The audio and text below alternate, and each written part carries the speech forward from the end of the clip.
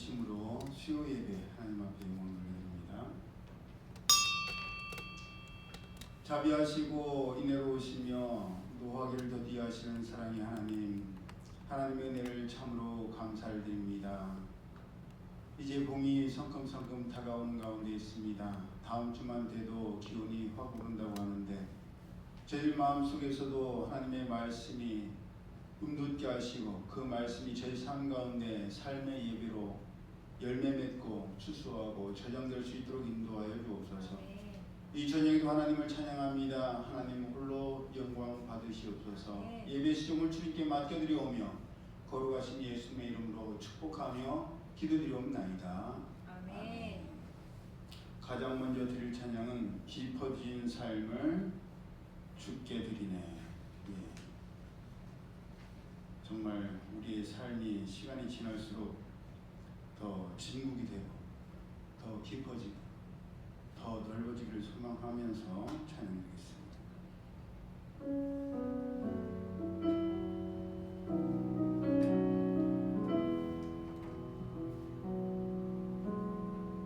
은혜로 날 보듬으시고 사랑으로 품어주셔도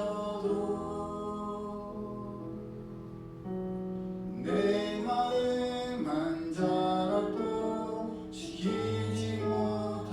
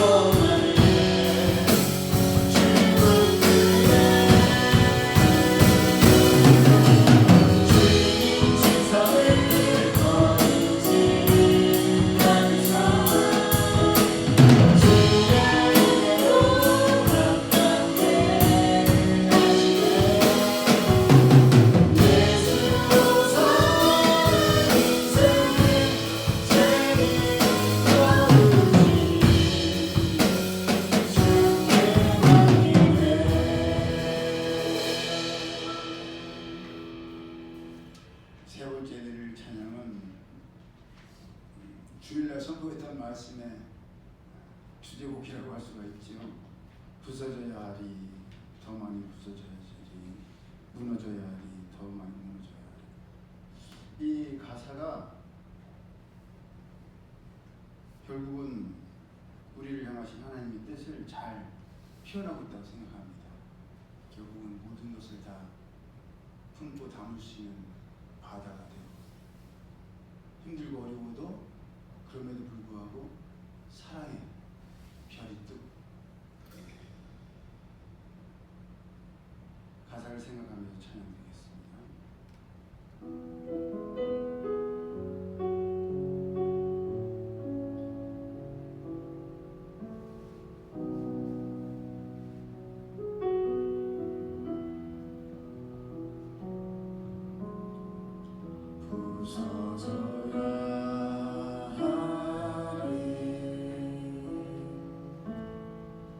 더 많이 부서져야 하리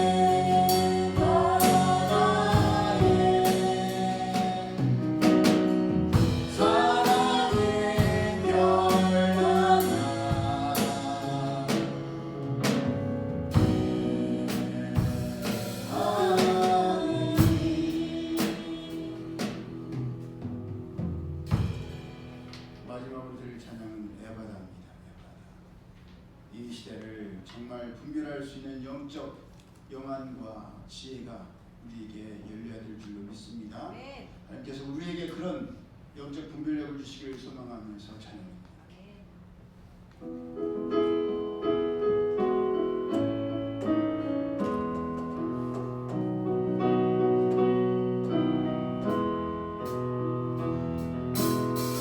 어두워진 세상을 주님 없이 걸어가다 나의 영혼도 어두워졌네. 어느 것이 길인지 어느 것이 진리인지 아무것도 알 수 없어. 어두워진 세상을 주님 없이 걸어가다 나의 영혼도 어두워졌네.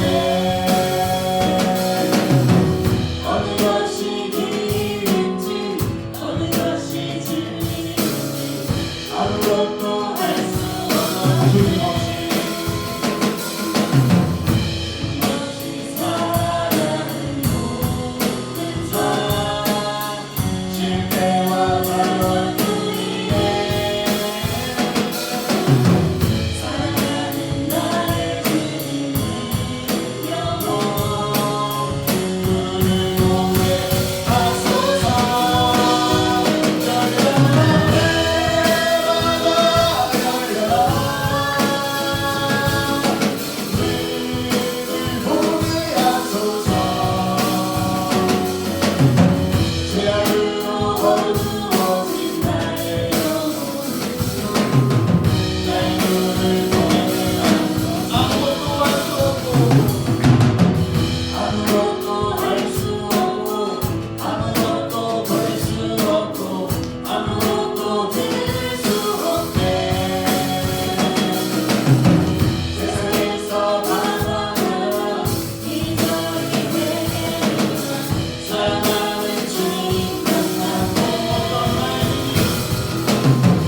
어두웠던 나의 눈이 멀리고 막혔던 귀가 열렸네.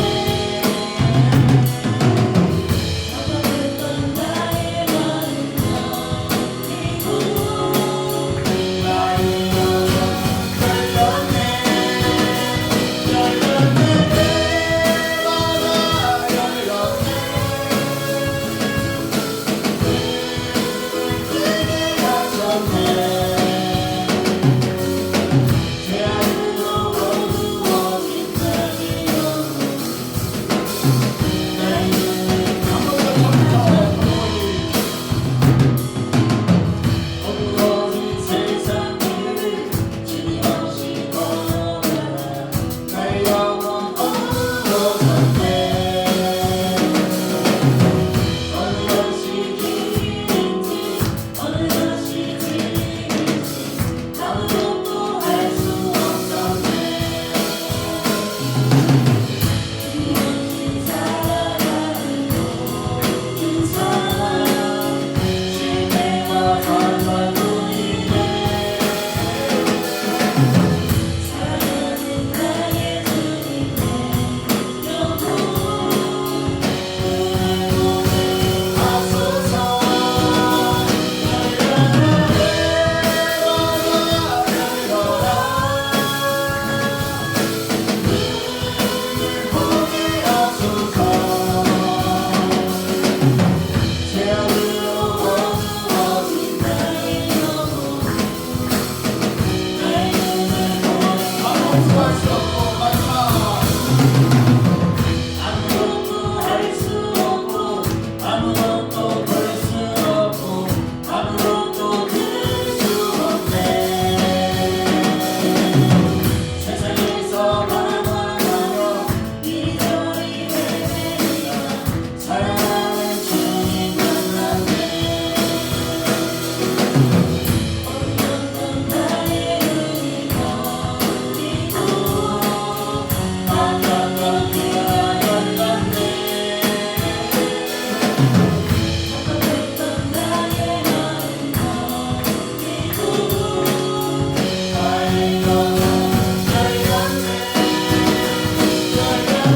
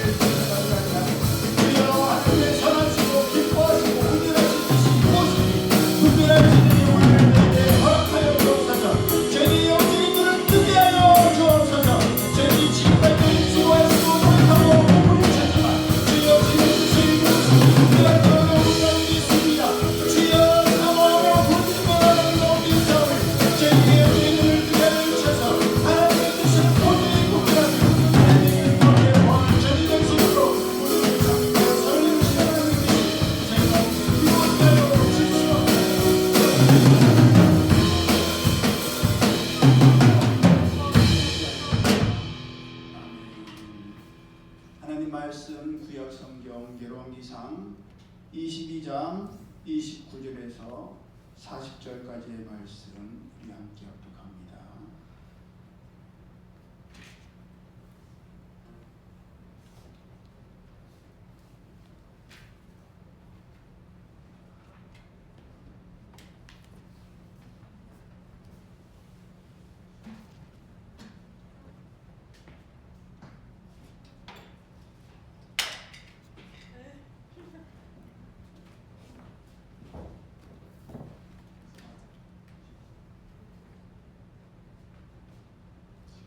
구약 성경 열왕기상 22장 29절에서 40절.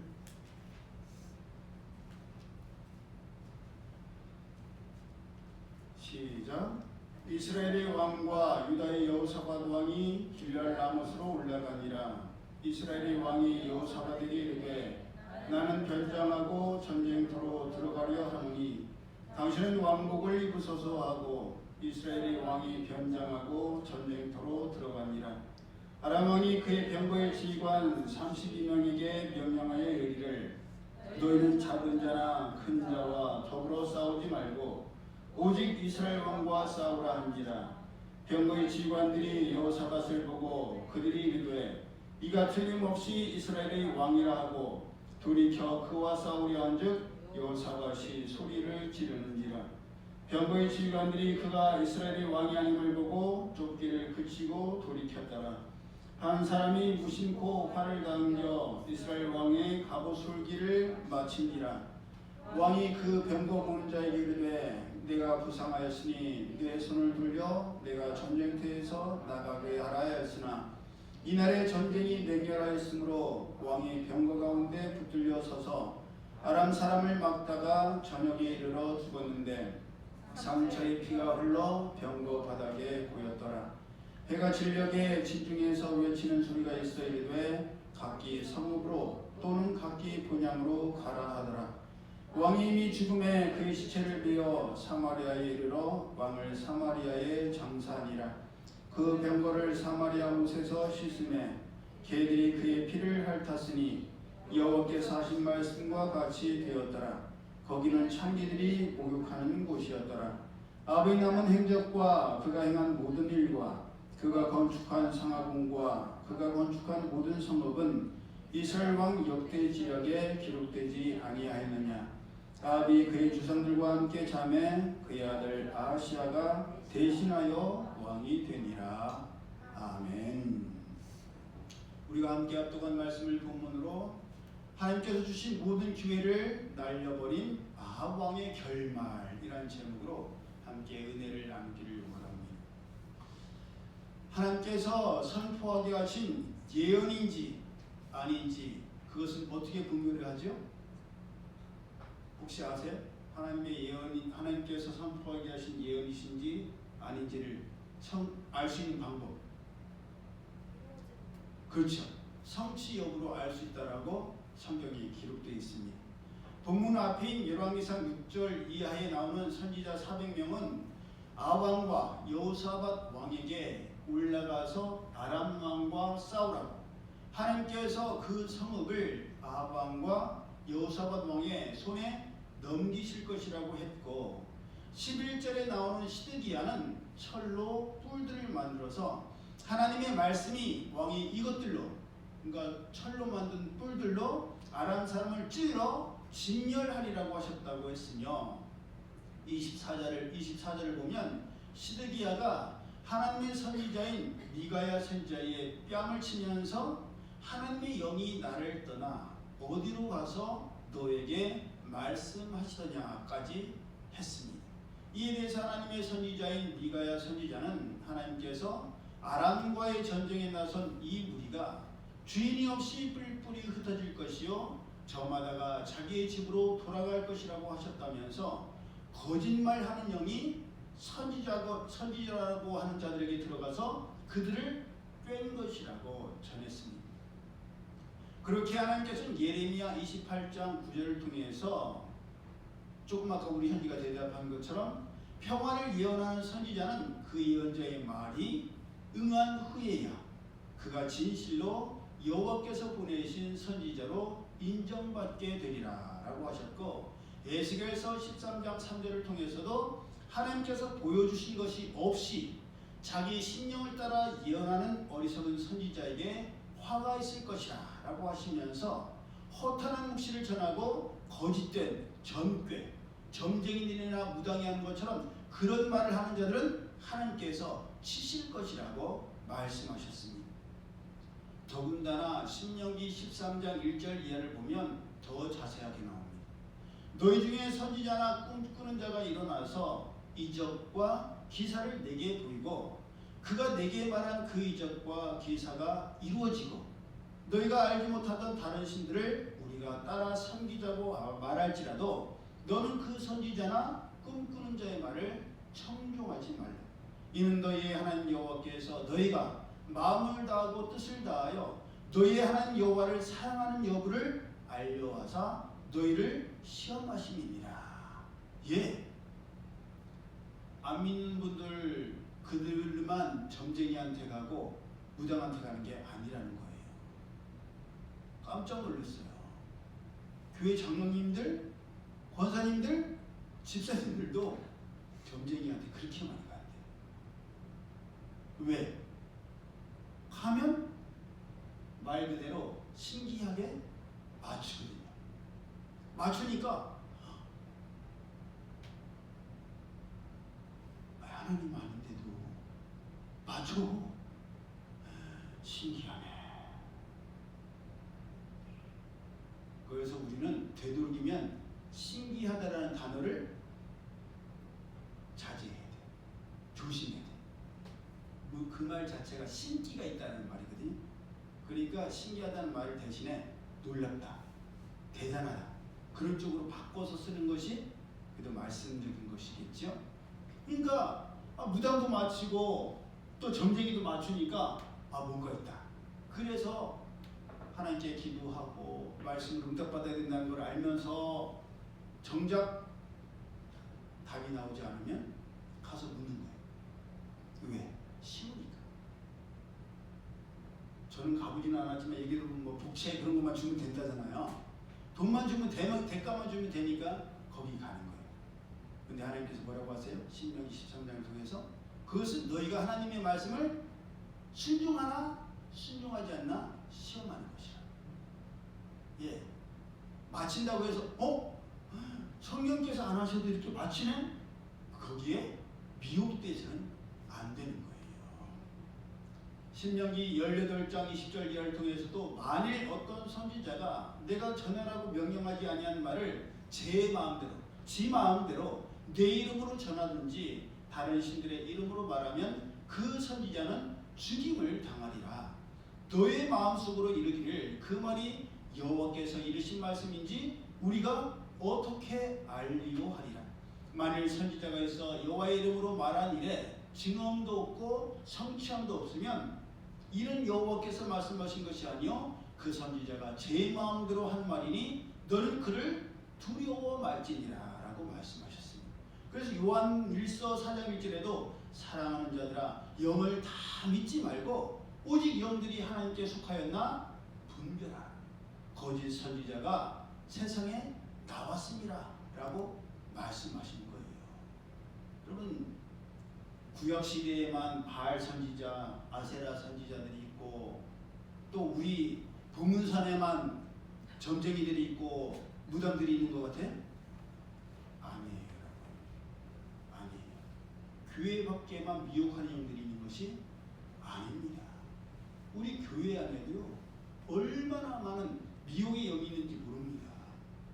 오죽하면 예수님께서도 마태복음 24장 4절 이하를 통해서 세상 끝날과 징조에 대해서 말씀하시면서 너희가 사람의 미혹을 받지 않도록 주의하라. 많은 사람이 내 이름으로 와서 이르되 나는 그리스도라 하여 많은 사람을 미혹하리라. 거짓 선지자가 많이 일어나 많은 사람을 미혹하겠으며 불법이 성함으로 많은 사람의 사랑이 식어지리라. 예, 여러분 교회 안에서도요 얼마나 미혹의 영이 많은지 모릅니다. 다 그런 것은 아니겠지만 신내신문을 펼쳐도요 여기저기에서 세미나가 얼마나 많이 일어나는지 몰라요. 여기에 답이 있다. 여기에 부흥의 길이 있다. 두 날개 들어보셨죠? 예, 두 날개가 답이다라고 하기도 하고 여기저기에서 이것만이 부흥의 길이요. 주님이 가르쳐 주신 길이라고 이야기들을 합니다. 근데 그 결과적으로 결국 자기의 배만 채우기 위한 하나님의 말씀을 이용하기만 하면 된다고 생각하는 거짓 선지자들이 얼마나 많은지 모릅니다. 하나님의 영과 거짓의 영의 구별은 말씀 그대로예요. 하나님께서는 내가 거저주었으니 너희도 거저주라고 말씀하세요. 그런데 거짓의 영은 어떻게 돼요? 하나님이 이런 빙자여서 대가를 요구한다. 이랬으니 너희들 해야 된다. 대가를 요구하는 것은 다 사건이라는 것을 명심하십시오. 로마서 12장 2절에도 너희는 이 세대를 분받지 말고 오직 마음을 새롭게 함으로 변화를 받아 하나님의 선하시고 기뻐하시고 온전하신 뜻이 무엇인지 뭐하라? 분별하도록 하라. 예, 우리가 살아가는 이 시대에 가장 필요한 것 중에 하나가 바로 분별력입니다. 어느 것이 진짜인지 어느 것이 가짜인지를 분별해야 하고 하나님의 말씀인지 사람의 생각인지를 분별해야 합니다. 하나님께서 주신 마음과 감동인지 내가 스스로 올가매고 붙들어매는 강박인지를 분별해야 하는 거예요. 자칫 잘못하면 하나님의 이름으로 모든 것에 면죄부를 줄 수가 있습니다. 내가 하나님께 기도하고 행한 일인데 내가 하는 것은 다 하나님의 뜻 가운데 있지. 예, 담임 목사님 저부터가 그런 오류에 빠질 위험이 굉장히 많아요. 또 하나님의 이름을 망령되이 일컬을 수 있습니다. 정말 신중해야 되고 정말 잘 분별해야 합니다. 그렇기에 점점 더 신중해질 수밖에 없고 함부로 속단할 수 없으며 무엇이 옳다라고 확신하기가 어려운 거예요. 우리 20대의 청년들은 그럴 수 있습니다. 기성세대 어른들을 보면서 아니 왜 이렇게 질질 끌고 확실하게 안 하지? 아니 하면 하고 안 하면 안 하고 그러지. 할 것 같이 하다가도 안 하고 안 할 것 같이 하다가도 갑자기 하고 좀 속 시원하게 한다고 했으면 딱 밀어붙이고 안 한다고 했으면 어떤 일이 있어도 안 하고 그래야지 라고 생각할 수가 있어요. 하지만요 저도 20대 때 그랬는데 인생을 살아보니까 현실에 타협하는 것이 아니라 이건 줄 알고 가는데 하나님께서 가는 도중에 아니야 그거 아니야 잘못된 길로 가고 있어 일로 와. 아니, 하나님 분명히 말씀도 주셨고 상황도 그렇게 이끄셨잖아요.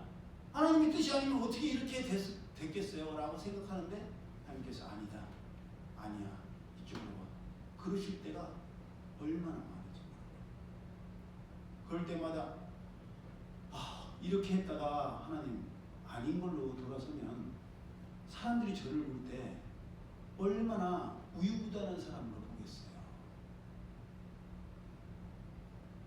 얼마나 팔랑귀로 보겠어요. 하나님 저 그런 거 진짜 싫은데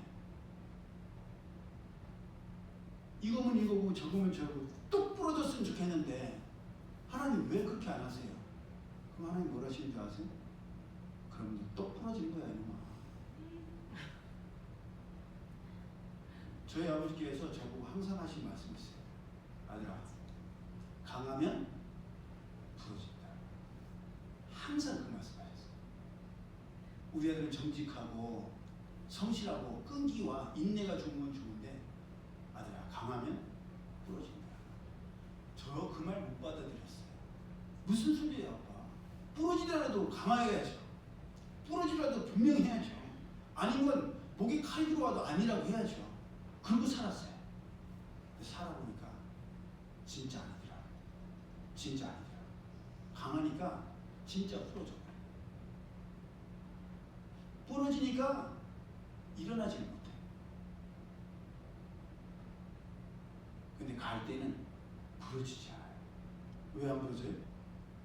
바람에 맡겨요. 이 바람이. 그러니까 우리는 젊었을 때 그걸 보면서 아니 뭐야 현실에 타협하며 살라는 건 뭐야? 그렇게 생각할 수 있어. 그게 아니에요. 그게 아니에요. 강한다는 거는 하나님의 뜻이 강할 수도 있지만 내 의지와 내 의가 강할 때가 훨씬 더 많아요. 지나고 나서 생각해 보세요. 내 생각이 강했을 때가 더 많아. 그래서 부러진 거야. 그런데 하나님의 뜻에 맡기면 오늘도 모 목사님에 대해서 말씀드렸지만 우리가 너무 애쓴다고 해서 될 게 아니에요. 하나님께 맡기고 힘쓰고 애쓰고 부르짖어야 되지만 그 나머지는 누구에게 맡겨야 돼? 하나님께 맡겨야 돼. 하나님의 뜻이면 되는 것이고 하나님의 뜻이면 될 수가 없어요. 우리가 힘쓰고 애쓰고 밤샌다고 해서 그것 때문에 한숨을 드시고 내쉬고 해도 된다는 게 아니에요. 한번 감동 주셨다고 해서 계속 하나님께서 주신 감동이 아닐 때도 있고 또 가는 동안 내내 하나님의 뜻인지 아닌지 행여 그 속에 내 생각과 내 감정, 내 판단이 더 많이 포함되어 있는 것은 아닌지 돌아보고 또 돌아봐야 됩니다. 그래서 뭐가 필요하냐? 동역자가 필요해요. 멘토가 필요한 거예요. 제가 살아보니까 그렇더라고요. 우리 기도하고 말씀에 목숨을 거는 사람, 예배자로 몸부림치는 사람 치고 최선을 다하는 사람이 있어요. 최선을 다해요. 그런데 내 눈에는 이게 분명하다고 보는데 주변에 다른 사람들이 볼 때는 아닌 경우가 많아요. 내 눈에는 안 보여요. 여러분 절대 내 눈에는 안 보여요. 내 눈에는 뭐만 보이냐? 남들이 못 보는 것만 보여요. 이 사람의 이 부분이 얼마나 좋은지 다른 사람들 몰라서 저러는 거야. 그리고 그 사람은 나한테만 그 모습을 보여줘. 그러니 거기에 매료돼 갖고 벗어나지 못해.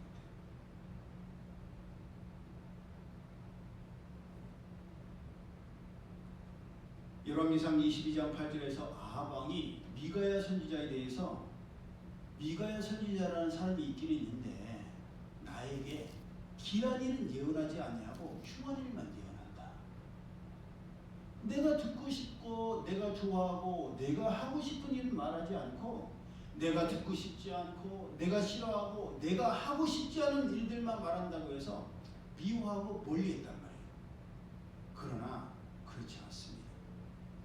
왜냐하면 기분이 나쁘다 못해 불길했으며 차라리 듣지 않는 것이 나았을 예언이었지만 결국 하나님께서 미가야 선지자를 통해서 선포하게 하신 예언대로 되었기 때문이에요. 워낙 미가야 선지자의 예언이 흉했기 때문에 그 완악한 아합 왕도 불길해서 여호사밧 왕에게 자기 옷을 입게 하고 자기는 평범한 군인의 옷을 입었습니다.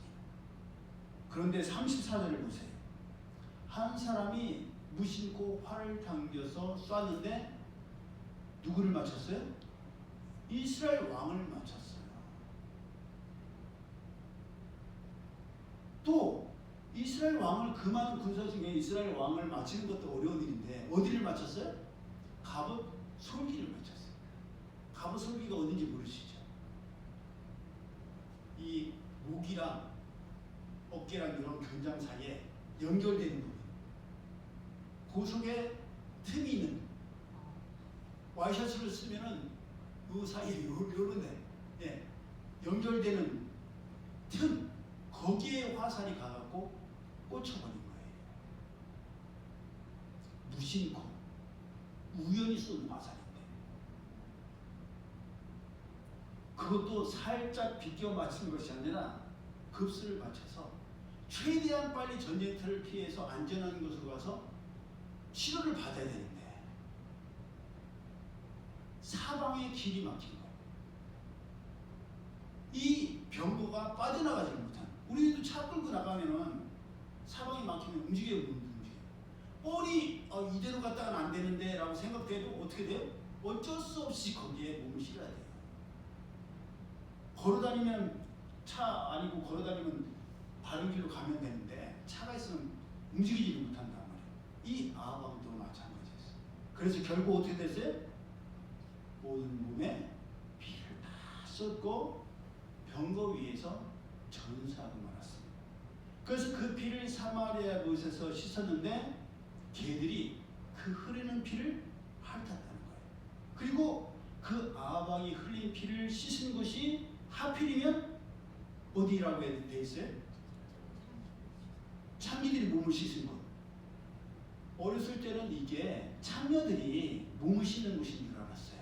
왜 우리 그 민화에도 기생들이 몸을 씻는 그런 민화가 있고 막 꼬맹이가 막 뒤에서 이렇게 바위 뒤에서 이렇게 숨어서 보는 그런 민화가 있어요.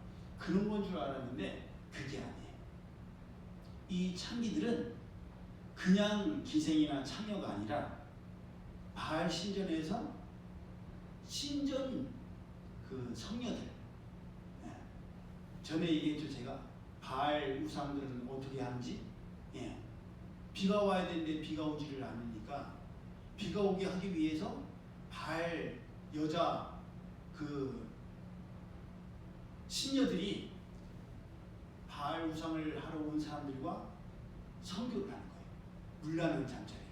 그러면 그걸 보고 하늘에 있는 바알이 자극을 받아갖고 자기 아내 신과 잠자리를 하려고 하는데 사람들이 보면 안 되니까 그것을 숨기려고 먹구름으로 꺼놓게 만들고 그래서 비가 온다라고 생각을 했어요. 믿었어요. 그래서 물란한 선교를 거기서 했단 말이에요. 그러니까 그렇게 한 몸을 씻는 곳이 바로 바알의 피를 씻은 곳이었단 말이에요. 그러니 이 모든 일들 중에 하나님께서 하나님의 선지자를 통해서 선포하신 하나님의 말씀대로 되지 않은 일이 하나도 없었다는 겁니다. 아무리 옷을 바꿔 입어도 소용이 없었습니다. 아무리 다른 사람처럼 변장해도 소용이 없었습니다. 아무리 가면을 쓰고 다른 사람처럼 말하고 행동하고 살아도 소용이 없는 거예요. 아무리 숨기려고 해도 하나님의 말씀, 하나님의 예언은 반드시 그대로 성취되기 때문입니다. 그러니 숨기고 감추고 바꾸고 가면을 쓰고 위장해도 소용이 없습니다. 오직 하나님의 말씀을 받아들여야 되고 회개하고 돌이켜서 새롭게 되어야만 합니다.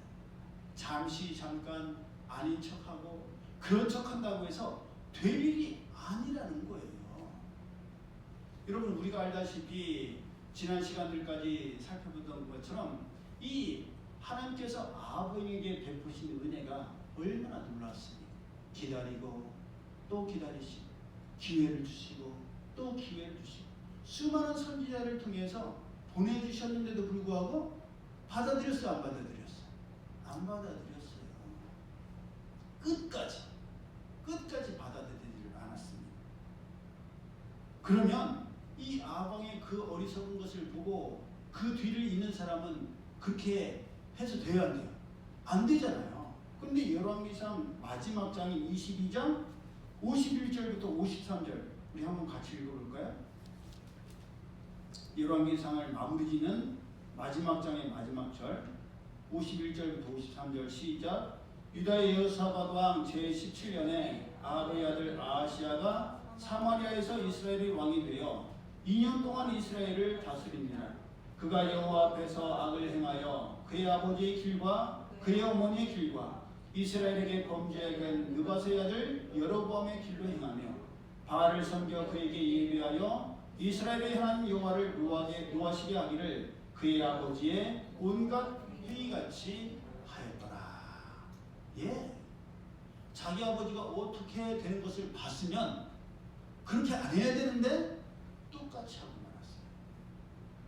이렇게 어리석은 것이 우리의 모습입니다. 그렇기 때문에 이 세대를 살아가는 우리도 하나님께 분별의 영과 지혜를 구해야 됩니다. 하나님의 도우심을 구해야 돼요. 여러분 한 번 분별이 했다고 해서 그걸로 끝난다면 얼마나 좋겠어요. 그런데 이 분별은 끊임없이 계속 이루어져야 돼요.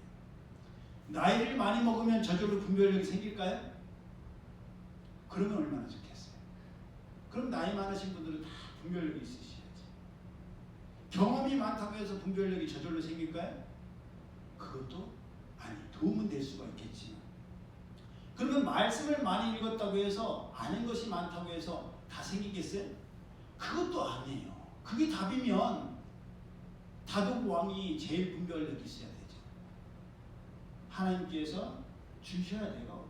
우리가 간절히 사모하며 구해야 이 분별력이 우리에게 주어진다는 사실입니다. 이것을 우리는 꼭 명심해야 됩니다. 그래서 하나님의 말씀이 이렇게 선포될 때에 이 말씀을 우리가 나와는 상관없는 말씀으로 생각하면 절대 분별력이 생길 수가 없어요.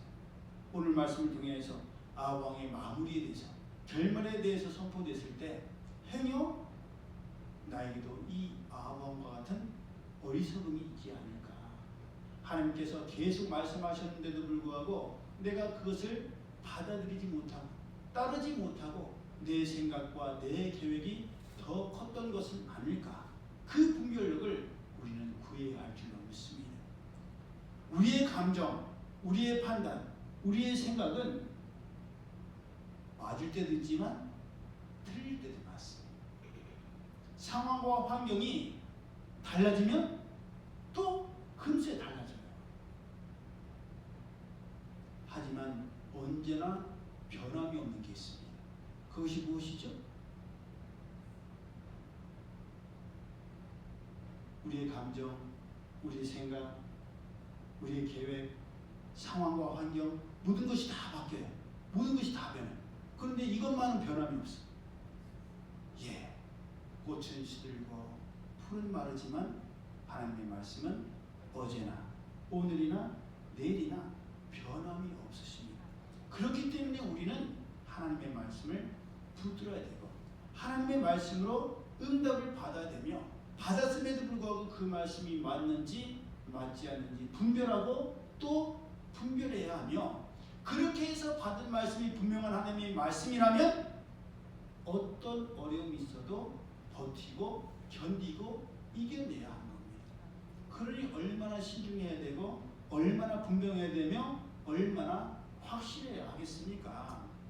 그렇기 때문에 고린도후서 7장 10절의 이후의 말씀을 보면 하나님의 뜻대로 하는 근심은 후회할 것이 없는 구원에 이르게 하는 회개를 이루는 것이요 세상 근심은 사망을 이루는 것이니 보라, 하나님의 뜻대로 하게 된 이 근심이 너희로 얼마나 간절하게 하며 얼마나 변증하게 하며 얼마나 분하게 하며 얼마나 두렵게 하며 얼마나 사모하게 하며 얼마나 열심히 있게 하며 얼마나 벌하게 하였는가.